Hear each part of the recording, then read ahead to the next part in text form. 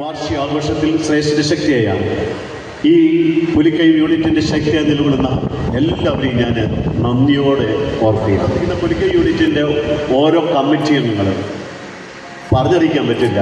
മറ്റുള്ള യൂണിറ്റുകാർ പോലും ചിലപ്പോൾ അസൂയ തോന്നുന്ന തരത്തിൽ കൂടെ നിന്ന് പ്രവർത്തിക്കുന്ന, വീട് പോലും മറന്ന്, കുടുംബം പോലും മറന്ന് ശ്രേയസിൻ്റെ ഉന്നമനത്തിന് വേണ്ടി പ്രവർത്തിക്കുന്ന 11ഓളം വരുന്ന കമ്മിറ്റി അംഗങ്ങൾ.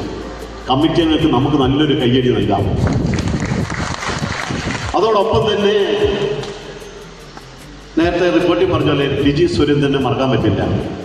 ഇത് മുന്നോട്ട് പോകുന്നുണ്ടെങ്കിൽ ആ തന്മയത്വവും ആ വിധേയത്വവും ചിരിയോടുകൂടെയുള്ള ആ പ്രവർത്തനവും. അതിനു മുമ്പ് 2023 വാർഷികാഘോഷത്തിൽ പങ്കെടുത്തതാണ്. എനിക്ക് തോന്നുന്നു കോഴിക്കോട് മേഖലയിൽ ഏറ്റവും കൂടുതൽ വാർഷികാഘോഷങ്ങളിലും പരിപാടികൾക്കും പങ്കെടുത്തിട്ടുള്ള, ബത്തേരിയിൽ നിന്ന് ഞാൻ വന്നിട്ടുള്ള ഒരേ ഒരു യൂണിറ്റ് ഈ യൂണിറ്റായിരിക്കും.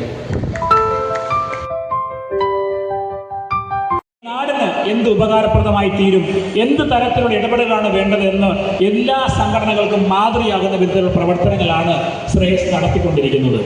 ശ്രേയസിനോട് ചേർന്ന് നിന്നുകൊണ്ട് ശ്രേയസിനെ ഹൃദയത്തിൽ ഏറ്റിയവർക്ക് മാത്രമേ ഇത്രയും മനോഹരമായി ഈ പ്രവർത്തനത്തെ മുന്നോട്ട് കൊണ്ടുപോകാൻ സാധിക്കൂ.